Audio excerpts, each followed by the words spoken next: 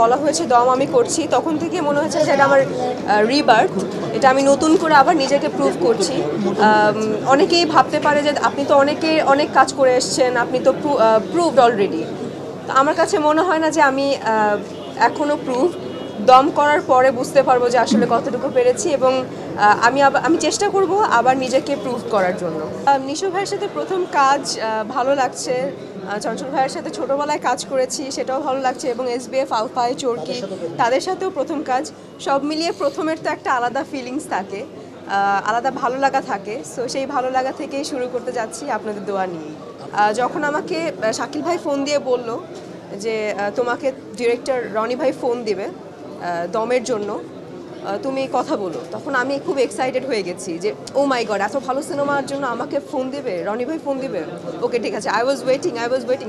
রনি ভাই আর ফোন দেয় না, কবে ফোন দিবে? যখন ফোন দিল তখন আমাকে বললো যে ঠিক আছে, তোমার একটা অডিশন লাগবে। আমি বলছি অডিশন, যেই জিনিসই নেন আমি এক পায়ে রাজি আছি, but I want to do দম। সো অডিশন দিলাম। অডিশনের পরেও অনেক বেশি টেনশনে ছিলাম যে কি করবে, আমি কি অডিশনে পাশ করেছি নাকি আমি কি ফেল, বলবে যে না তোমার অডিশন ভালো হয়নি, তুমি তোমার সাথে অন্য কাজ হবে, এই প্রজেক্টটা থাক। তারপর অডিশনটা তিনটা ছিল, একটা উইদাউট গেট আপ, একটা উইথ গেট আপ, আর একটা হচ্ছে তিনটা প্রপার তিনটা অডিশন নেওয়া হয়েছে।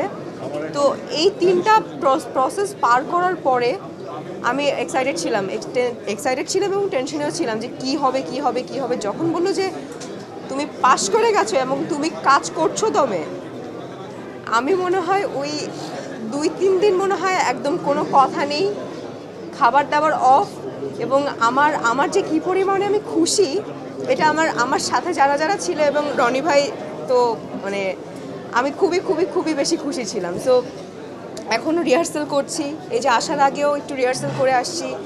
তো জার্নিটা আমার খুব ভালো লাগছে, খুব বেশি ভালো লাগছে।